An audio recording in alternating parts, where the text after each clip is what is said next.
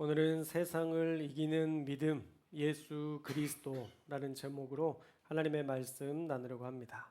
더우시죠? 힘이 없으신 것 같아요, 다들. 저희 집도 에어컨이 갑자기 금요일 날 고장이 나서 이틀간 집이 더 덥더라고요, 바깥보다. 거기서 이렇게 질렸더니 기운이 하나도 없더라고요. 아마 어르신들은 더 그러시겠죠. 그래도 우리 힘내서 하나님의 말씀을 듣고 또 하나님의 말씀이 우리 가운데 있어야 힘이 나더라고요. 결국은 하나님의 말씀, 하나님의 은혜가 있어야 우리가 어떤 에너지도 생기고 힘도 나지, 그냥 막 우리 안에서 기쁨, 행복 그런 것들이 나타나지 않아요. 음식도 잠깐 먹고 끝이지 그게 막 우리에게 행복을 주지는 않거든요. 그래서 오늘 여러분에게 주시는 말씀이 정말 여러분에게 힘이 되고 능력이 되는 말씀이 될 수 있기를 주님의 이름으로 축복합니다. CCC 수련회가 매년 여름이면 진행이 됩니다. 저번에도 한번 이야기했던 것처럼 저도 중3 때 이 말리포라는 곳에 가서 이 CCC 수련회를 했던 기억이 나요. 그때 가장 기억에 남는 게 바로 백문일답이라는 이야기인데, 모든 답은 예수 그리스도라고 외치면 되고 사회자가 100가지 질문을 합니다. 아마 우리 장로님은 잘 아실 것 같아요. 이번에도 기독교 TV를 보니까 지금도 똑같이 하더라고요. 백문일답을 그대로 하고 있어요. 형식은 질문과 답으로 이루어집니다. 죄로 인해 하나님과 단절된 인간이 다시 하나님과 관계를 회복할 수 있는 유일한 길은 무엇입니까? 그러면 예수 그리스도 하는 거예요. 그리고 사망에서 생명으로 옮겨지고 영원한 생명을 얻기 위한 유일한 방법은 무엇인가요? 그러면 예수 그리스도라고 하는 겁니다.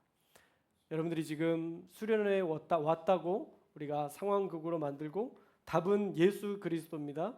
그러면 한번 외쳐볼게요. 졸리니까. 자, 우리 인생의 주인은 누구십니까? 우리를 위해 생명을 내어주신 분은 누구십니까? 우리의 문제에 주목하시고 그 문제를 해결하실 수 있는 분은 누구십니까? 우리의 죄를 해결하시고 마침내 영생으로 인도하실 유일한 분은 누구십니까? 할렐루야. 예수 그리스도입니다. 맞아요.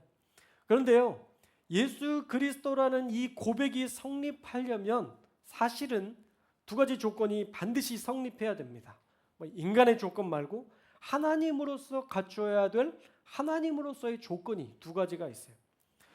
첫째로는 우리를 위해 오신 예수님이 반드시 하나님이셔야 돼요. 할렐루야. 그래야 인류의 모든 죄를 해결할 수 있는 능력이 있는 겁니다. 여러분, 사람이 사람의 죄를 해결한다는 것은 말이 안 돼요. 죄인이 죄인을 구원할 수 없습니다. 여러분이 지은 죄에 대해서 제가 죽음으로써 그 모든 죄의 값을 해결할 수 있느냐? 없어요. 목사라고 해도 안 됩니다. 그래서 예수님은 이 땅 가운데 참 하나님으로 오셨던 거예요. 그래서 우리가 다음 주에도 살펴볼 요한일서 5장 20절 말씀에 보면 예수님에 대해서 이렇게 증언하고 있는데 한번 읽어볼까요? 그는 참 하나님이시요 영생이시라. 아멘. 자, 예수님에 대한 사도 요한의 고백은요, 예수님은 참 하나님이시다라고 고백하고 있어요. 그러니 이 고백은 사람에게 할 수 없는 고백이고 오직 참 하나님이신 예수님에게만 할 수 있는 고백인 줄로 믿습니다. 눈뜨고 저를 보셔야 돼요. 그래야 들립니다. 자, 참 하나님. 여러분, 참 하나님이라는 단어를 이단들이 진짜 많이 써요. 지들이 진짜 참 하나님이라고 착각해요. 근데 분명한 것은요, 그들이 하나님처럼 이 땅에서 대우받았지만, 그리고 예수님처럼 죽었지만 다시 살아난 사람이 있어요, 없어요? 없어요. 그러니까 그들은 참 인간이었어요. 참 죽을 수밖에 없는 인간. 참 인간에 그치는 것이 참 하나님이 될 수 없다는 거죠. 이단 교주들의 그 말에 현혹되지 않는 저와 여러분들이 되셨으면 좋겠습니다. 자, 또 하나는요, 참 하나님으로 오셨지만 속죄를 위한 대속제물이 되어야 했습니다. 그런데 여러분, 영원한 하나님이 죽는다면 이것 또한 모순이잖아요. 하나님으로 오셨는데 그 하나님이 죽었어.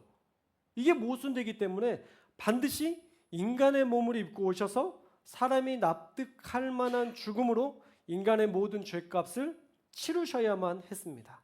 그래서 하나님께서 이 땅에 오셨던 것은 반신반인. 근데 이건 사실 틀린 말이에요. 반신반인은 반만 하나님이고 반만 사람이란 얘기잖아요.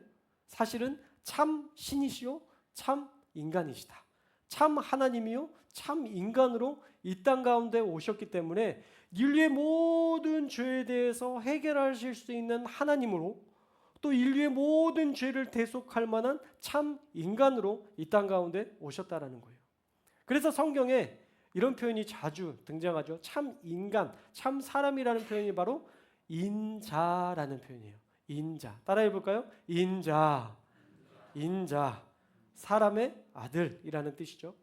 요한복음 3장 13절이 이 모든 것들을 축약해서 잘 설명해 주고 있는데, 우리 3장 13절도 한번 읽겠습니다. 시작. 하늘에서 내려온 자. 아멘. 자, 원래 인자는 한자로 보면 사람의 아들이라는 뜻이죠. 그런데 이 인자라는 표현은 이 땅에 오신 메시아라는 의미로 자주 쓰셨던, 예수님이 쓰셨던 표현입니다. 그래서 13절을 보면 인자에 대해서 사람의 아들인데, 이 사람의 아들이 어디에서 왔어요? 하늘에서 내려왔고 인자 외에는 하늘로 올라간 자가 없느니라. 참 인간이신 그분이 하늘에서 내려오셨고 하늘로 다시 올라가신다라고 이야기하는 겁니다. 그러니까 이 일은 사람이 할 수 없는 일이죠. 인자, 오직 참 하나님이시고 참 인간이신 예수님께만 허락되고 예수님만 하실 수 있는 일입니다. 그 참 인간이신 예수님이 우리를 위해서 죽으신 거예요. 여러분, 사실 인류를 구원하기 위해서 예수님께서 죽으신 이것이 사실은 제약들이 너무 많아요. 이해 안 되는 것들이 너무 많습니다.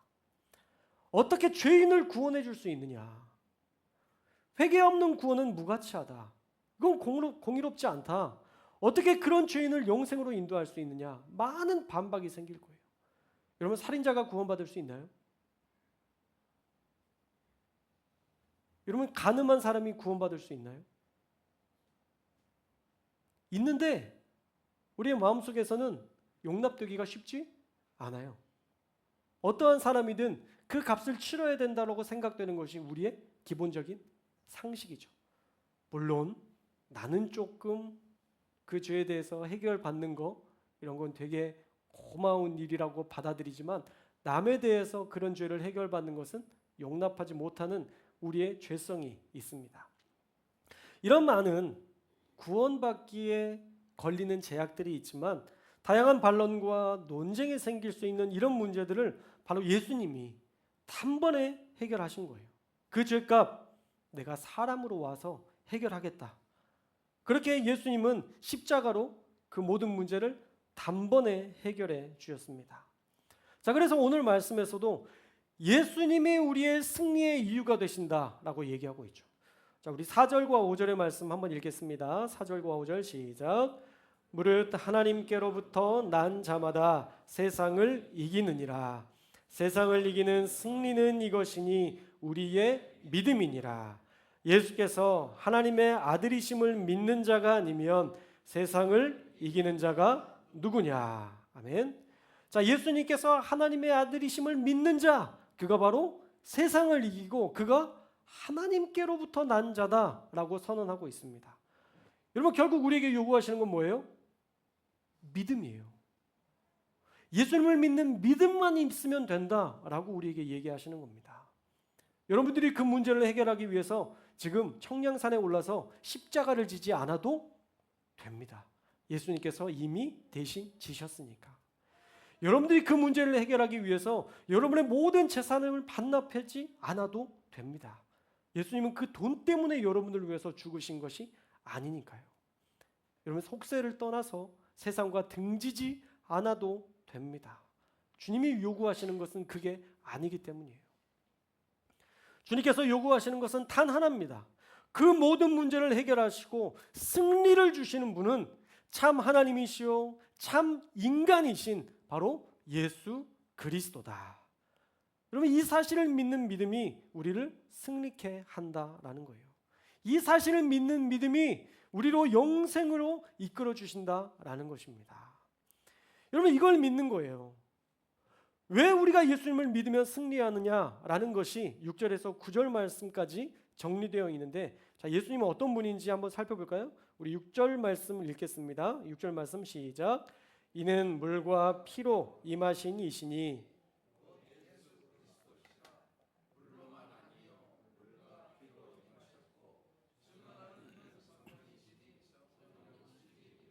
아멘. 자, 물과 피로 임하신다는 것에 대한 해석이 다양하지만 가장 유력한 해석은 물은요, 세례 요한이 예수님께 했던 물 세례를 통해서 예수님의 공생애가 시작이 됩니다. 예수님의 공적 사역이 시작되었죠. 그리고 십자가에서 피를, 물과 피라고 했죠. 피를 흘리심으로써 인류 구원의 메시아의 사명을 완성하십니다. 여러분, 그분이 바로 우리를 위해 오신 예수 그리스도예요. 그런데 이것을 증언하는 분이 있는데 바로 성령님이시다라고 얘기해요. 그래서 물과 피와 성령, 이 세 가지 증거가 바로 예수님이 메시아시고 우리를 구원하실 수 있는 분명한 증거가 된다라고 말씀하고 있어요. 자, 그렇다면 왜 성령이 증인이 되시느냐? 여러분, 예수님께서 내가 가면 진리의 성령이 오셔서 너희를 깨닫게 하고 진리로 인도할 것이다 라고 말씀하셨습니다. 그리고 오순절날 강력하게, 우리 사도행전에서 말씀을 들었었죠. 오순절날 강력하게 성령님께서 임재하십니다. 예수님의 말씀대로 성령님이 오신 거예요. 또 성령님이 이 땅 가운데 오신 이후에 예수님의 말씀을 계속 깨닫게 하시고 증명해 주심으로써 성령 또한 예수가 그리스도시다라는 것을 교회로 하여금 계속 깨닫게 하셨던 삼위 하나님이 되십니다. 자, 그 삼위 하나님이신 성령님이 예수님의 가장 강력한 증거가 되시는데 뭐라고 증언하셨느냐? 우리 9절 말씀도 한번 읽겠습니다. 9절 시작. 만일 우리가 사람들의 증언을 받을지인데 하나님의 증거는 더욱 크도다. 하나님의 증거는 이것이니 그의 아들에 대하여 증언하신 것이니라. 아멘. 여러분, 사람의 증언도 유력한 증거가 되는데 하나님의 증거는 훨씬 더 큰 증거가 된다라고 말씀하시면서 성령께서 아들에 대해 증언하신다라고 말씀하고 있습니다. 성령이 증언하시니 예수님이 참 하나님이시요 참 아들이시라는 사실은 반드시 옳다라고 우리가 생각할 수 있는 것이죠. 자, 그래서 물, 세례 요한의 공생의 선포를 시작으로 피, 예수님의 죽으심과 부활로 완성하신 그 사건을 성령, 그분이 메시아라는 사실을 하나님께서 증거하시니 이 세 가지 증거는 유력한 증거가 된다라는 것입니다. 그래서 이것을 안 믿으면 하나님을 거짓말하는 자로 만드는 것이라고 얘기해요. 예수님은 분명히 물과 피와 성령으로 증거되고 있기 때문입니다. 자, 우리 10절도 읽어볼까요? 10절도 시작. 하나님의 아들을 믿는 자는 자기 안에 증거가 있고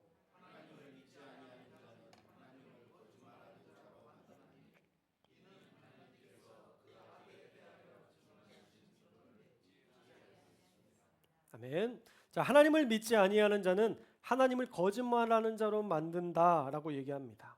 하나님께서 그 아들에 대해서 증언하시는데 못 믿겠다라고 말한다면 하나님을 거짓말하는 자로 만드는 것이라고 오늘 사도 요한은 이야기하는 것이죠. 자, 그래서 이 분명한 증거를 가지고 이제 우리가 믿어야 할 진리가 있는데 우리 11절 말씀도 읽겠습니다. 시작.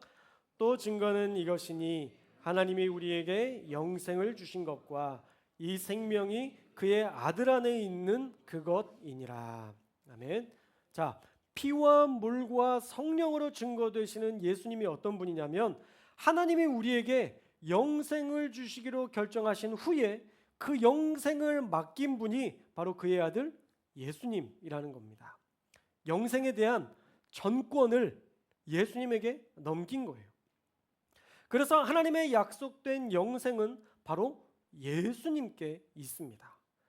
그래서 너무 분명하게 드러나는 사실은 예수님을 믿고 예수와 함께 더불어 사는 자와 예수 없이 사는 자의 차이는 너무 극명하게 나타난다는 거예요. 자, 12절 말씀, 마지막 말씀인데요. 정신을 차리시고 말씀을 들읍시다. 자, 12절 말씀 한번 읽겠습니다. 시작. 아들이 있는 자에게는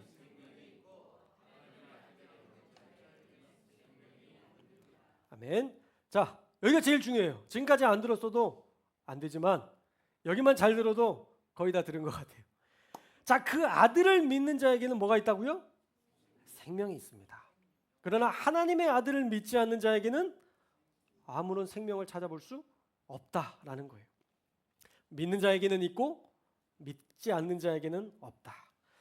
사랑하는 여러분, 오늘 말씀은요 정말 중요한 진리를 가르쳐주고 있고 우리가 믿어야 할 진리가 무엇인지 분명하게 알려주고 있는데, 하나님께서 우리에게 영생을 주시기로 결정한 후에 그 영생을 품게 하신 이가 바로 예수님이시고, 그 영생의 전권을, 모든 권한을 예수님에게 넘겼는데, 예수님은 뭐라고 하셨냐면 우리가 예수님을 믿기만 하면 그 영생을 선물로 주시겠다라고 약속하셨습니다. 그래서 12절 말씀이 정말 중요한 말씀이에요. 아들이 있는 자에게는 생명이 있고 하나님의 아들이 없는 자에게는 생명이 없느니라. 더우니까 8월은 설교를 짧게 하려고 합니다. 말씀을 맺겠습니다. 여러분 안에는 예수님이 있습니까?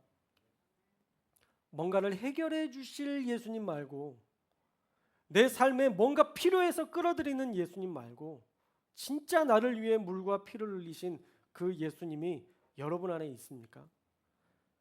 여러분, 이 예수님이 여러분에게 있다면 여러분들은 영생을 가지고 있습니다. 그러나 여러분, 잘 여러분의 믿음을 돌아보십시오. 우리 예수님을 믿는 믿음이 처음에는 정말 순전했는데 이 믿음이 변질돼서 이제는 이스라엘이 산당에서 모시던 풍요의 신 바알 신을 믿던 그 믿음과 다를 바 없는 그런 믿음으로 우리의 믿음이 변질되어 가고 있다는 거예요. 여러분, 혹시 풍요를 위해서 예수님을 믿고 있지는 않습니까?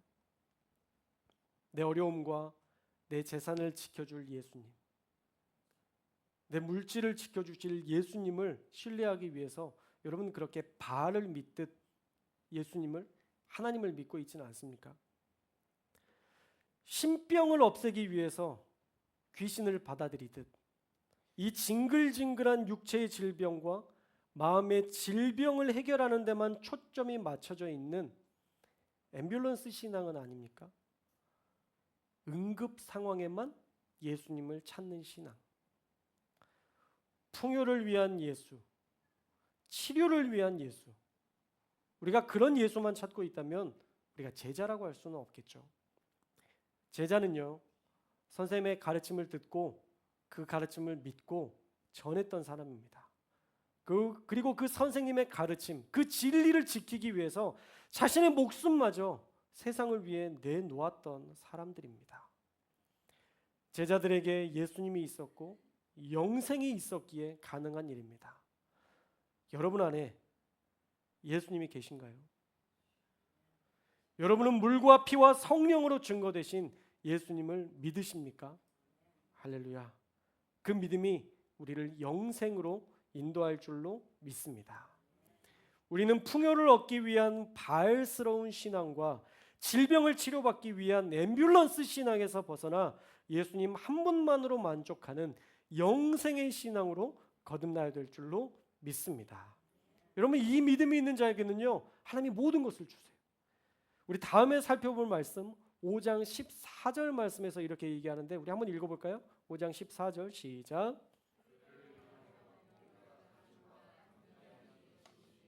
그의 뜻대로 무엇을 구하면 들으심이라. 할렐루야. 여러분, 들어주신대요. 하나님의 아들이 있는 자에게는 영생이 있고 영생이 있는 자는 그의 뜻대로 구하는 때마다 구하는 모든 것을 하나님께서 들어주시겠다, 응답하시겠다 말씀하십니다. 그러니까 풍요와 치료가 먼저가 아니라 예수가 먼저입니다. 예수가 있으면 다 되는 건데 예수가 없으면 다 없는 겁니다. 우리가 처음 말씀을 통해서 백문일답을 했었죠. 예수님만이 우리의 모든 해답이 되신다라고 고백했었죠. 여러분, 그분이 있으면 영생이 있고 그분이 있으면 모든 것이 가능하지만 그분이 없으면 영생도 그 어떤 것도 불가능해집니다. 그러니 모든 것 대신 예수님을 믿고 그분을 우리의 마음에 모셔드리고 그분으로 말미암아 살아가는 저와 여러분들이 되셔서 영생으로 말미암는 은혜, 여러분의 삶의 모든 것도 늘 사랑으로 돌보시는 그 예수님의 사랑을 날마다 경험하는 저와 여러분들 되시기를 주님의 이름으로 축원합니다. 마지막으로 묻겠습니다. 여러분의 인생을, 여러분의 삶을 가장 완전한 길로 인도하시는 분은 누구십니까? 그 믿음으로 살아가시기를 주님의 이름으로 축원합니다. 기도하겠습니다.